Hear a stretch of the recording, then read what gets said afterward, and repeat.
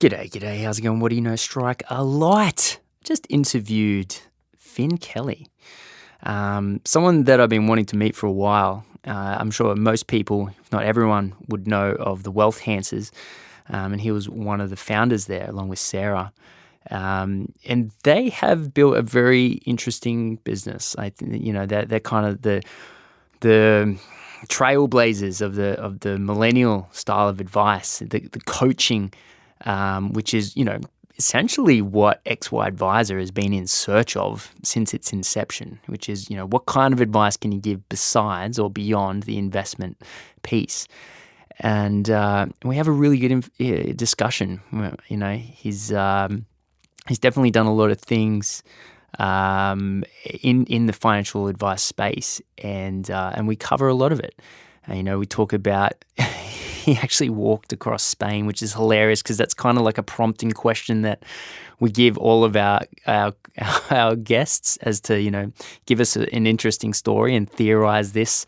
And he's actually done it. So that's literally where the conversation starts. And then it was a very valuable discussion and one that I hope everyone enjoys. So hopefully you enjoy. This episode is proudly sponsored by NetWealth. Launching nearly 20 years ago, this ASX-listed company is ranked number one for overall platform functionality and user satisfaction by Investment Trends for the past 3 years. As the financial advice landscape changes, it's important now more than ever to embrace new technology and enhance the way you do business. With this change comes your chance to innovate, explore new perspectives, and realize new efficiencies. NetWealth is here to support you on this journey by providing you market-leading technology, excellent customer support, and expertise to help you innovate in your business. Visit the NetWealth website to learn more and get the PDS which clients should read before making a decision. Products issued by NetWealth Investments Limited. Finn, how's it going, mate? Amazing. Thanks for having me. No, look, it's great to have you here. Because we've just met prior to this podcast, and I was saying that the first time I ever came across the Wealth Enhancers was when I had this amazing idea. And I was going to give advice to millennials. Literally the first response I get was, like Wealth Enhancers. We like hearing that. It means our marketing's doing well. Exactly. But you've lived a very interesting life to date. A really good example of that, I thought, was when Amy sends out the invitation to the podcast. She says, she gives it's a very stock standard example of, tell us something about you've done in your life. Like, for example, I walked across Spain. And then you reply with, you know what, let's go with that. So I'm actually interested to see, did you actually, obviously you probably haven't walked across Spain, but what's the story? No, I actually have walked across Spain. Yeah. And it's quite interesting. Yesterday was my 1 year anniversary of starting it. Get out of yes. town. What? Okay, tell me. So there's a pilgrimage called the Camino del Santiago, and it's a very long-standing spiritual pilgrimage when you're going through some challenging experiences and you just want to get closer to your spirit and to find out what's going on. And it starts actually in France at Saint-Jean-Pied-de-Port on the eastern side of the Pyrenees, and it grows completely across the other side of Spain. So it was 810 kilometres walk. Wow. And you start off the first day climbing the Pyrenees, which was an incredible experience. And I was there actually with my younger brother, who is 4 years younger than me. It was the first time we've spent a month together in the same vicinities, and he was 7 and I was 11. And he was carrying a little bit of extra weight that day, and it was a last minute thing, 2 weeks before. And I called him up saying, I need to do this. I was going through a hard time after a breakup with my wife. And he's like, all right, I'll come and do this. And I never forget walking up the hill, and we're halfway up, and I just look back and he's just looking up at me just going, what have I got myself into? Just absolutely broken. And at the end of the day, he had a whole foot full of blisters. He was broken. He was like, all right, this is going to be a journey. But he got through it, and it was an incredible experience. My God, is it the equivalent of that Machu Picchu walk? Is it that kind of thing? Yeah, it actually is, and it's funny you say that because I'm doing that in 2 weeks' time. I'm doing Inca Trail. Yeah, that's the name of it. Yeah. Man, that is super cool. Okay, well let's dive into a couple of things because there's so much. I feel like there's a lot to talk about when it comes to you and when it comes to wealth enhancers. And I think every single person that's on our Facebook group would be really aware of wealth enhancers. To me, it's been the sort of premium brand for X and Y advice for as long as I have been an advisor or in this space. And I mean, what you guys did super early on before anyone was even considering it was an offering to millennials.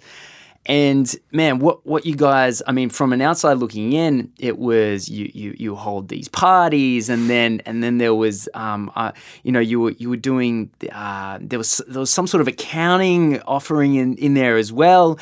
And then obviously, you're spending some time in the States, and there was, I mean, I saw a National Geographic thing with you in it, and then, all these things were happening. So I think you've done a remarkable job to promote not just your brand as an individual, but also your company as well. And I'd love to talk about a lot of this stuff. So where did it start, man? Okay, super appreciative of those kind comments. It's nice to hear that from other people in the industry we respect a lot. Yeah. So thank you. So it really began before we even had the concept of millennials. So Sarah and I actually had a private wealth management company, and we looked after traditional high net wealth baby boomers. And it was a really great business. And about 3 years into it, we started seeing more and more of our own friends starting to reach out and seeing could we provide advice for them. And unfortunately, we couldn't. The traditional advice model was you had to have $2 million, and it wasn't possible. But we thought, well, how can we do this? And we've always been of the thought process that the more we can help our generation, then the more impact we can have philanthropically, because they're actually going to be living life with intention, living life by their values. So we started testing it, and it's pretty cool. A couple of our longest term members, I think back about how we did this. We just went, all right, let's try a model for them. And one of our really good friends, Andrew Swallow, who was captain of North Melbourne at the time, was one of our test members. And we've got a couple other people who are still involved in the community. And we just started doing it. And we used the same process we actually had been using on the private wealth clients on this concept of goals and values, that we learnt in the GFC that a lot of people lost a lot of money because they didn't actually understand what they were trying to achieve in life and whether they needed to actually invest to get that. So we started there. We never really knew where it was going to go. And it's been one of those things which has just been ticking along in the background, but we knew that we had to actually build a brand from day one. It's the brand which is the longevity of the company. It's got to be over the individual, and that's how we've really focused. And we did have a lot of fun. We used to have frat parties. We used to call them frat parties, and we'd have we were telling stories about this the other day. We had 200 people come to the party. We had bouncers, red carpet. We had drinking games. We had a line out the back, and people just used to love it.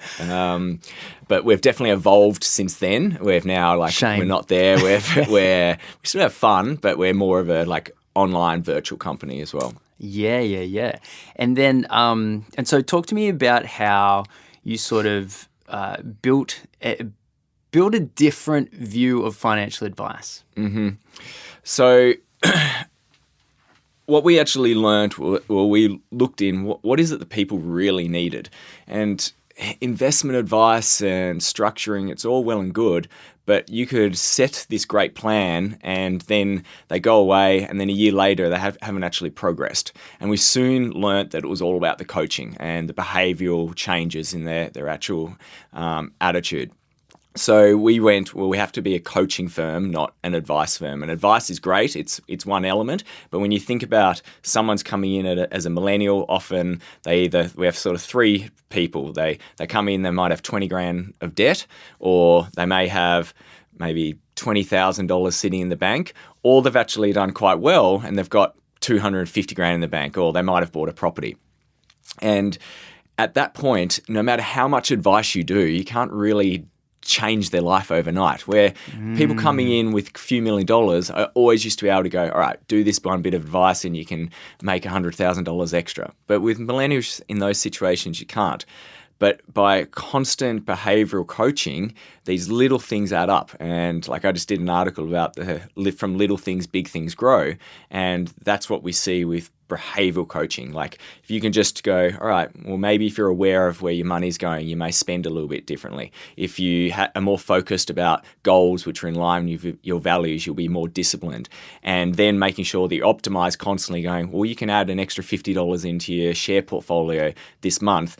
Those things add up dramatically over the year. Yes. And one of our challenges for our new coaches, even though they completely buy into it, until they've seen the results themselves, they actually struggle sometimes to really understand how big it is. And I was actually catching up with one of my coaches in Boulder, Colorado, because he's a cyclocross champion. And he just shared it was his 1 year anniversary, and he's like, I've just been looking at some of I've been doing his recent annual checkups, and he's like, they're improved by $50,000. And I go, yeah. And imagine that's not on traditional advice, that's just coaching.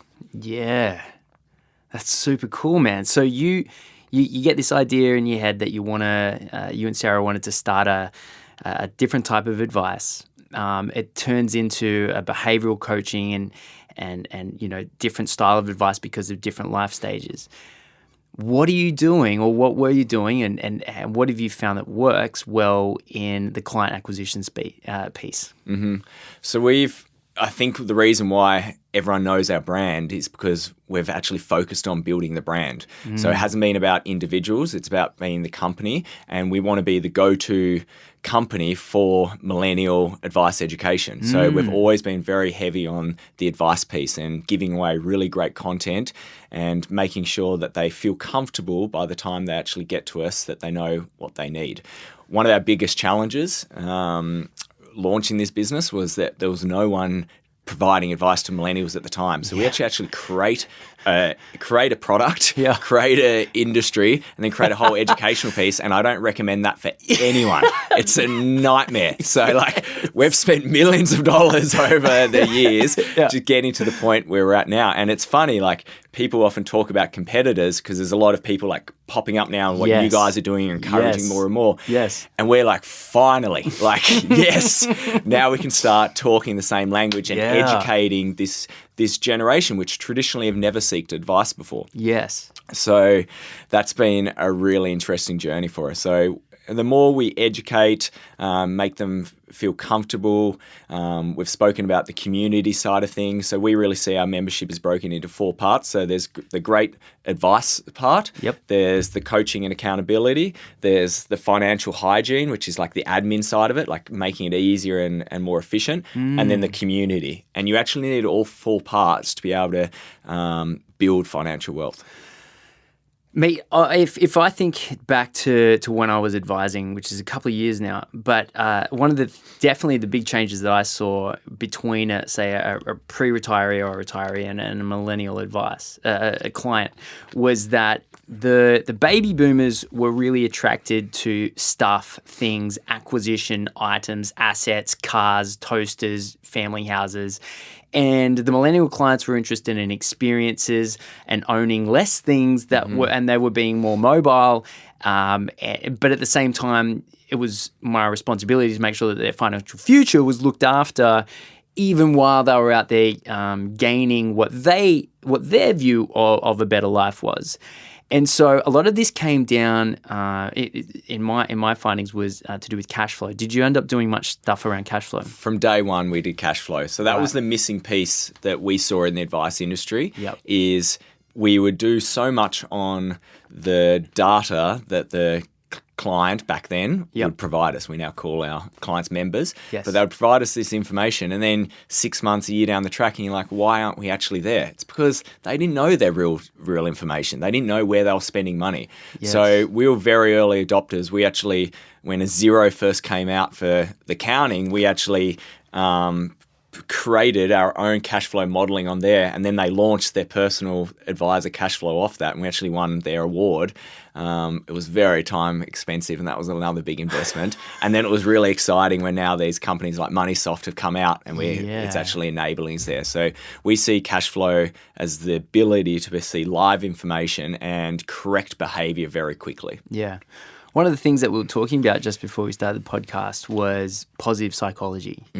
And I think the thing with advisors right now is probably more so than ever before, feeling pretty alone. We've got a lot of top-down focus, which is coming from legislative and the Royal Commission, from every single angle, whether it's the Productivity Commission or the Royal Commission or any other bloody commission that's out there, and that it all seems to be focused on financial advice, product and financial advisors. And while we're very lucky to have the Facebook group, that's not everyone, right? Not everyone's on that. And so, one little Facebook group can't do everything as well. And so, one of the things that maybe you can share your experiences, but there's a lot of alone time as an advisor, and there is this real positive psychology piece that's out there. What do you see? A lot of people say, if you want to make your client successful, then you have to be successful yourself. If you want to, teach people how to live a better life, you have to spend a lot of time and doing that as well, and sort of leading. So you're being on brand, and you're not being, you're not being disingenuous. You're saying, hey, look, here is what it is that I can help you do. I'm an example of that. A financial advice offering is very aspirational. At its core, what we're saying is you can live life one way without us, or here is a much shinier alternative if you live with us, and we'll simply, go through everything that it is that we do. How is it that do you think advisors can best deal with that pressure that we seem to be getting from all sides, while at the same time providing that aspirational leadership? So I often feel, I say this to my team a lot, that the finance industry is not built for the individual consumer. It's built for the finance industry. So a lot of the noise that comes out there, it's not actually relevant to us or our members. So we need to be filtering what's important, obviously stay in touch with it, but is it really relevant, and are you getting yourself distracted? And that's why I've sort of stayed away from the industry for a while now, because we don't want to be hearing some of the language. Now, we know that we have a big part to play in the future of the industry. So you're seeing us, we're getting more involved, and it's one of the reasons why we've launched the Wealth Enhanced Coaching Academy. Yes. But it's important to just go, what's actually relevant? And does your consumer really care about some of the changes that are happening in the industry? Or does your customer want to be helped and want to live a more intentional and better life? And it's funny you touch on the positive psychology piece. I feel like this is one area where we are still not doing our job as advisors, especially millennials. It's still very focused on growing wealth and like growing your financial assets. What happens if growing your financial assets actually isn't the right thing for that particular person? What happens if it's more about helping them live a life more in touch with their purpose and values, or actually being able to have the courage to take sabbaticals, which depletes their wealth, or to be able to contribute to philanthropic projects? So I want us to be seeing, we have the access to them, we have the data, we have their trust. We need to be playing a bigger role there. And it's one of the reasons why right now we're actually transitioning our whole branding to become a financial wellness company, because we've identified that through chatting to our members that what we're actually providing isn't what we're selling. And what we're selling to them is still like build your wealth financial advice. What they're telling us is, yeah, it's really hard to describe, but you make us feel happier. We live a more intentional life because of you. We are less stressed. Our relationships improved. These are the type of things that we're doing. And they're like, we want to tell more and more people about this, but we don't know how to describe it. So once again, going back on that marketing hat, we now have to package that up in a way that people can describe it. What's financial wellness? So we see financial wellness is seeing that finances are part of everyday health and wellness. And traditionally, when you think of health and wellness, it may have been physical, it may be mental or spiritual. But there's always been a thing which is like the pink elephant in the room just missing. It's this financial piece. You can be the most zen person, but then if your finances blow up, you're not in a great place. Or you can be really healthy, but then by eating really good food and great nutrition and working out, but then your finances are causing this stress on you. And there's evidence now that the weight of financial stress, you can improve it by taking a constant Tylenol all day long, but that means you're counteracting something. So we're saying pull in the financial piece, and money is at the intersection of everything we do in life now, unfortunately. It's a great thing, but it's also a sad thing. So we're going, well, let's not avoid it now. Let's pull it all together. And our role now as a coach is going to be saying, well, best practice would be to allocate this sort of amounts of money to maybe your health, physical, mental areas. You think you want to actually acquire more financial assets or earn more income. You don't. It's not going to improve your happiness at all. And from someone, myself, who's built up a lot of financial assets and then actually got into my most unhappy place in my life, I'm a good testament of that. Yeah, it's money. The old adage is more money doesn't make you happier. I would often back up with, but better money management does. Yeah. And that's a really cool thing, man. And I actually want to go even further into that, because I know, for example, we've touched base because Wealth Enhancers have created how advisors can become coaches, and we'll get into that. But I think it's a topic that XY Advisor has been rummaging around in for years. Everyone knows that it's what you do besides the investments that matter. Mm-hmm. But we've really been trying to get as many minds as possible, great minds, from everyone's perspective, to try and come in and teach the community what it is that a better advice offering looks like. Considering you were the dude that originally put it all together all those years ago, as far as an X and Y client base is concerned, I would love to hear what you think the difference between an advisor and a coach is in 2018. So the difference between an advisor and a coach is an advisor is a lot about us and our knowledge and expertise, and then using that to help them in almost a transactional situation where it's like, here is your situation, here's my knowledge, and I'm going to prove it in that particular way. And you're staying away from the actual core, important areas of their life, which is their purpose, their values, and they're really their real goals. It's just on what they're saying. A coach is about making them more high performing and becoming the best version of themselves, and using a lot of techniques and strategies to almost optimize them. And I think a lot of people are now saying that they're financial coaches, but they're still just reverting back to the financial advice. And you need to be able to have the ability to decipher when is it an advice moment or when is it a coaching moment. And the way we say it is in the team is the advice part of it is happening in the background all the time.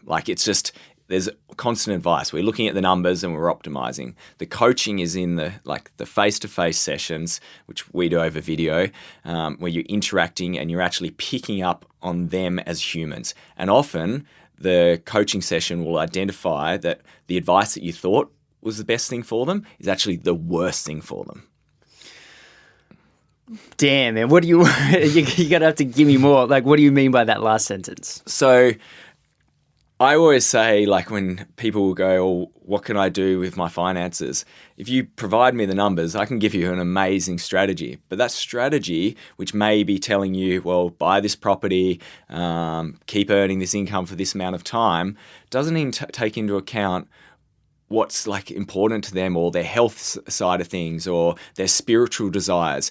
And I feel like this is why the midlife crisis happens, because we've gone on this path, been guided what we think society is telling us to, or maybe we've been getting advice, but it's been misaligned with our spirit.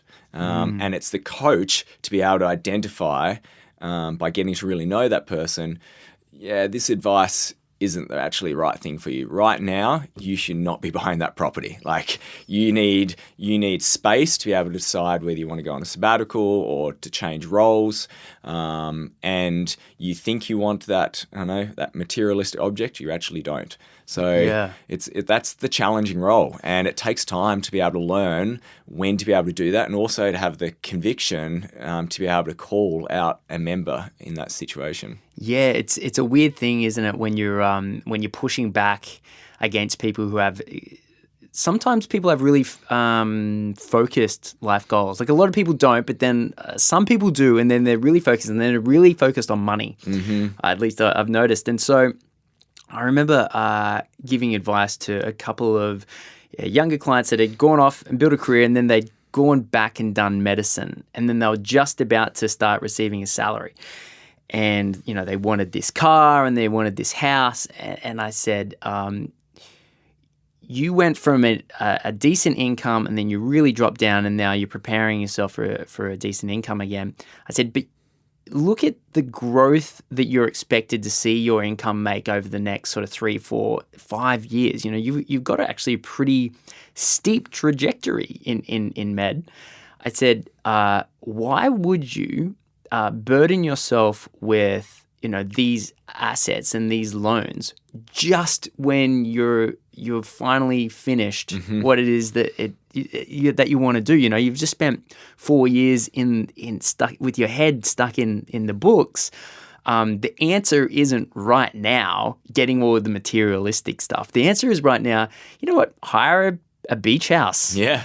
You know, for 12 months, because the quote unquote lost money that you will lose again, quote unquote, by renting, you're going to make back 1 million times with your increased salary that's in a couple of years. So if you just wait sort of 2 or 3 years, your ability to pay back a loan is massively increased, and you're not under pressure coming from 4 years of pressure. So you go 4 years of pressure. Why would you go into another 4 years of pressure? Just chill for, you know, you're going to be working as a doctor. Like that's kind of going to be stressed enough.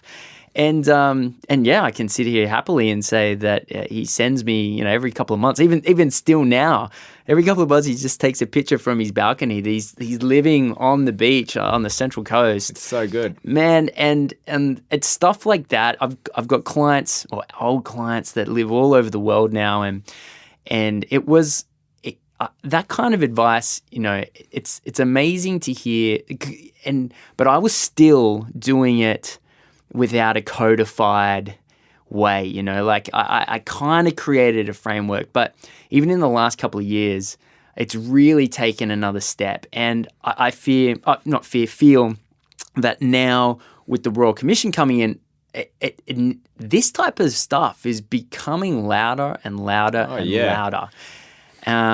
This is actually, the Royal Commission is amazing for our generation of advisors. Like, this is the opportunity. This is shaking out the old way of doing things, and we can actually start going, well, this is the way we've always wanted to be able to provide our advice and coaching services. Let's actually go do it. And the consumer is actually wanting this as well, which is more and more exciting. That's a really good point. What do you say to the people that just want to give up their license altogether and just do the behavior stuff?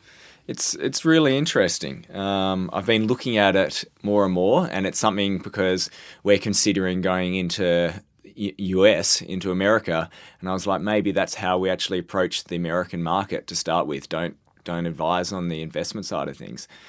I think it's a relevant approach and definitely merit. And then potentially you could just partner with robo-advisors and stuff like that, where you could actually get the outcome that you need for your members anyway. You heard of LearnVest? Yeah, I have. A huge company that sold for, from memory, 320 million. Yeah, and that was a young female who was a psychology student, I believe, and just built the beginnings of what we're talking about many years ago, and it's already gone on to sell. I absolutely think that there is a massive space to play in here. It's swapping topics just ever slightly, but it really interests me. How the hell did you end up on National Geographic? It's a random story. So I got an email one night, and I actually thought it was one of those spam emails. It's like, it's from Nat Geo. We're doing a documentary series on benefactors from particular countries who are going into underprivileged communities, going undercover and helping them out with a project, and also doing it with all their own money. And we've been watching you for a while, and we're wondering whether you'd be interested in doing this and going through the process as the Australian representative. So I nearly didn't respond, and then I was like, okay. And I went through the process, and we just sold a business at that point, and we'd already been talking about what we would do philanthropically, and it was an incredible experience. I went into Bulgaria. I got involved with the Roma community and spent a few weeks there, got undercover, and went on an incredible journey with them. And it was one of the best things I've ever done in my life. Man, that's super cool. So you were the Aussie representation. Yeah. My God, that is phenomenal. What business did you sell? Our private client business, which was, it's funny. So people think Wealth Enhancers has been around longer than it actually was, but that was, we actually called that in our other business. And then we spun that out to be WE Private. And then we launched Wealth Enhancers in the modern day form. So it was just one of those ones we were like, we'd already been sort of communicating with our brand, and we felt like when we launched Wealth Enhancers that Wealth Enhancers already, the branding was more aligned to the current format of Wealth Enhancers. So we just spun out the other name. So obviously the older clients didn't want to come to the frat parties. They actually did, which is quite funny. And we used to integrate it really well. They'd like it. But yeah, we just went, let's keep Wealth Enhancers. It seems like the right name. What did you, because obviously it's a phenomenal name, and what did you go through to get that name? What was the process? Like typical Sarah and my fashion, we went, all right, let's sit down. We've got 5 minutes. Let's bang it out. And we just I remember we're sitting at a dad's office actually at the time, and we're just like banging out names, and we went, yep, done. That's it. Whoa. And the funny thing is, when we first got our first logo, it was a orange circle and it had WE in it, and then it had Wealth Enhancers next to it. And we said we always thought one day we'll just be we. And here I am sitting in my we t-shirt. Yeah, man. And everyone just knows it as we now, which is really cool. Yeah. And so as you move more into this financial wellness, does that change? What does that change to your branding? Because obviously your .community, which which is pretty mad. Yeah, which is pretty cool. Which I don't know if I like that anymore. We're actually we've just got .com. We found a way to buy it. It was one of those ones, sometimes you're doing business, you're like, oh, this is a great idea. And it was cool, but it's actually been pretty annoying. Like, still some places don't accept .community when you're typing them in. No. So we love it because it talks about what we are. Yeah. But now we're like, all right, maybe we just go back to just to .com. the com? Yeah, okay. yeah. But we might have both. I'm not fully sure. But does that change anything as you walk into this? So is there going to be a rebrand again, or is what's happening? Yeah, so we're actually launching a new website in like November 17th or something. So quite soon. Yeah. And you'll see that, there's new colours. It's more aligned with the wellness sort of industry. And you'll just see a change in the content that we're coming through. And who knows about the future models? We're still trying to work that out. The core offering will be the same, but we may start doing more things like individual courses for the individual consumer. Yes. We've got WeTV. We're actually here in 2 days' time filming a new season of WeTV with Beck. Wow. So, yeah, it's fun. We're just going to produce really, really great, valuable content. Awesome, man. And so when we talk about the wellness industry as a whole, does that mean retreats, like yoga? Like, is this where we're headed? So I don't think that's where we're going to be focused on. Like the retreat business is, we've done a lot of retreats. I actually facilitate a lot of YPO and EO retreats, which are like senior entrepreneur retreats. They're hard work and they're not that profitable, but it may be an element of part of our marketing experience. So we may do like a couple each year where you get to be part of what we do. And so if you're moving, one of the best things that I see about this coaching element is not only is it going to be more applicable to more Australians, right? So that's one of the things that advisors we've been racking our brains over for seems like millennia in order to solve. But it's also transferable, right? And so you're seeing an opportunity in the US. Let's talk about that for a moment. So same name? Yes. Yep. Yep. And then how do you take the Finn brand and then plonk it into America? How does that happen?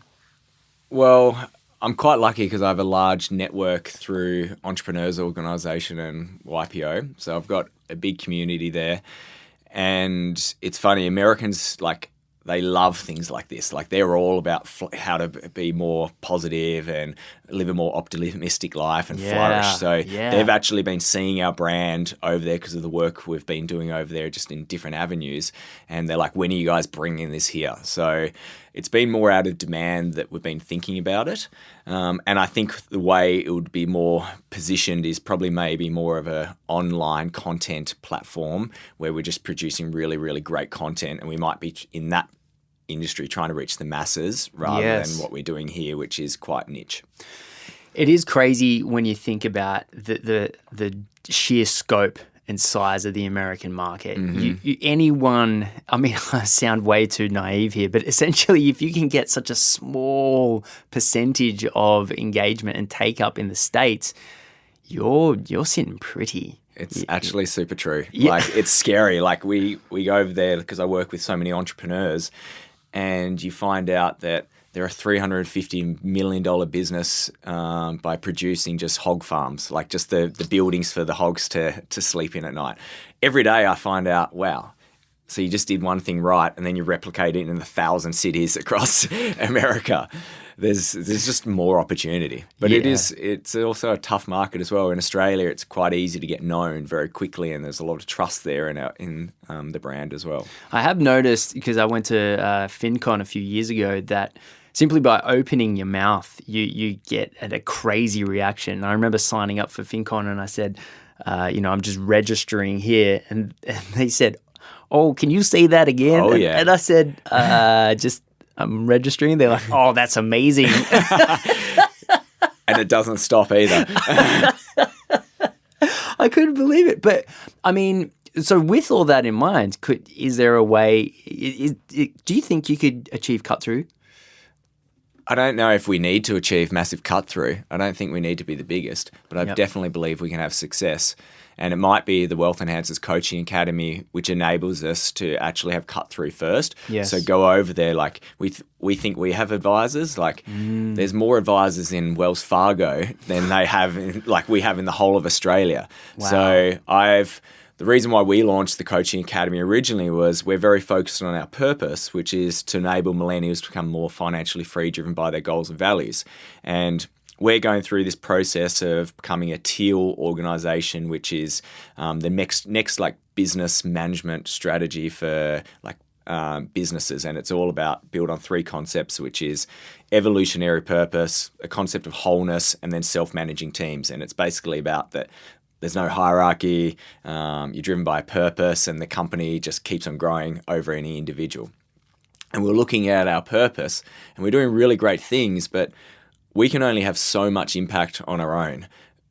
What about all the people that we can't reach with our direct demographic, and also all the great advisors out there who want to be working with millennials, but they just haven't really created a great offering for them, or they haven't been trained in this particular area. So we just went, why don't we just share our insights? And rather than seeing anyone as competitors, like, literally, let's collaborate. And if we can upskill everyone else, then that's good for us anyway, because more people will be talking about needing this help.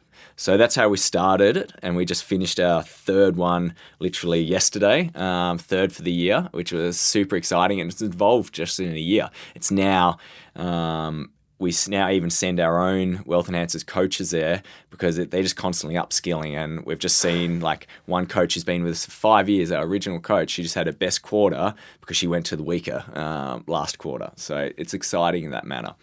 There is, I think, and it's awesome to see people like you taking on that responsibility, because I feel like it is collectively the responsibility of financial planners to improve financial advice. I've just seen so much wasted opportunity and wasted time, and from regulators that have picked up that something's wrong, and then, well, they've tried to solve it in a very regulatory way, and it's just made things worse. You know, it hasn't actually changed behavior. It hasn't actually changed motivation or goals. It's just given more hurdles to jump through. And my fear is that it's going to be the exact same with this Royal Commission. So people like yourself that are doing what they can to improve financial advice in Australia.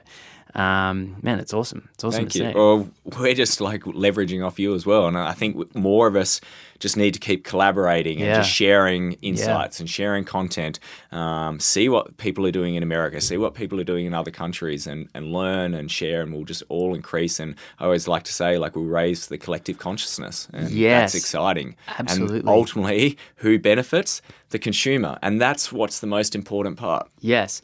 One of the things I realized many years ago is that advisors aren't competing against each other at all, not even the slightest, if there's only 20% getting advice. And so I definitely see, I've been formulating this over time, but I see technology being able to handle masses, and then there being almost like separate layers or levels of advice, and where you've got sort of, real basic advice, but it's available to everyone at an insanely cheap price point. Like, so for example, Map My Plan, I'm not sure if you've heard of them. Yeah, I do know it.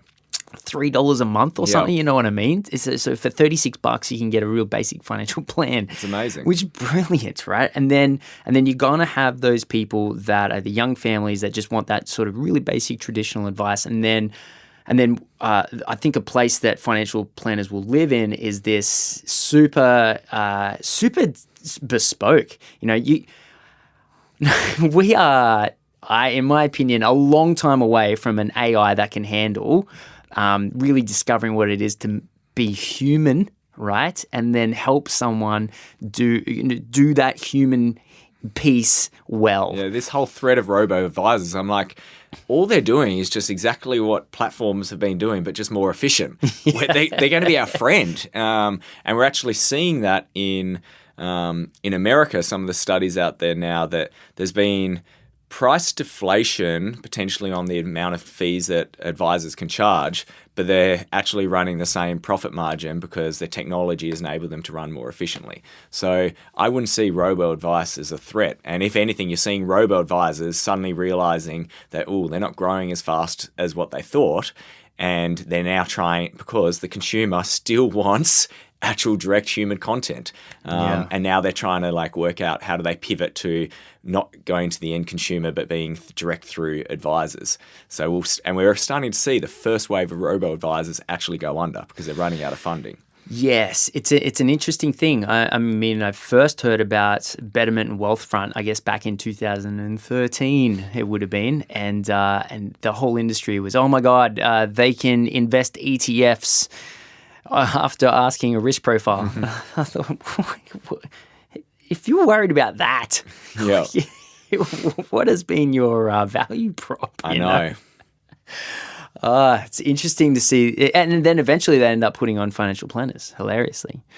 I think it's an important part about planning is about handling adversity. And it's one of the reasons why I actually feel like the concept of doing these long-term financial plans and not understanding the individual and guiding them on things that could actually help them live a more intentional life driven by their purpose and values, it's sort of foolish, because things like divorce, for example, I've been thinking about this recently. So the stats are that we're pretty set up to fail with marriages. So as an advisor, should we actually be taking a higher role and helping them prepare by saying things like, well, you think you want to combine finances, it's actually better to have it separate and then have certain little accounts for yourselves, so then there's not a dependency issue or there's fights over finances. Or you actually need to be not having therapy once you're in trouble. You need to be having a relationship coach from day one, because the odds are that your relationship's probably going to struggle in the future. Yeah. So I've been thinking about that role as an advisor and coach these days. Like, where does our line stop of where we'll actually impact? We're having a really interesting conversation with our coaches. So many times they talk about nutrition and health with their members. But then, is it okay to talk about sex with their members? Like, sex is also very important in our lives, and it causes a lot of issues. If they can have really good insights and they're in a safe, trusted environment, should they be sharing it as well? So I think this is where our role is going next. It's taking a higher role and being vulnerable and sharing about our experiences. And I know that's been one of the things why people are attracted to Wealth Enhancers, because we have an authentic and vulnerable brand. We share what's happened to ourselves and we go, yeah, we got this wrong with ourselves, and this is why we changed our philosophy with our members. What about mental health? Do you think that's something that advisors should talk about, and what kind of training, or do you think just over time we're in a good position to be able to handle those conversations? I definitely think mental health is something we need to be talking about, because it's there, and it's often because the way people aren't living life. It's mental health is caused when really there's a misalignment of what's important to them and how they work and how they're actually living, and we have insights which could be really valuable. Now, I don't know where our line needs to be blurred, but it's something which we need to be like spending more time talking about. If you see warning signs, like actually pointing it out to them rather than just waiting for the challenges to occur. Yeah, because I mean we're at a situation where, you know, if a client purchases a property and they do it without telling you, we would be insanely, you know, I guess maybe even insulted that we didn't do our job well enough, that they made such a huge financial commitment without even letting us know. So that's where we're at now. I wonder if it'll ever get to a point where, if a client is in you know, counseling, why didn't we know about it beforehand? Why wasn't that something that we didn't dig into deep enough so that we could have, you know, helped hopefully in some way for it not to happen? I really agree. And this is where the cash flow management piece is so interesting, because there's now evidence out there that there's certain patterns that happen in spending before people die, before they commit suicide.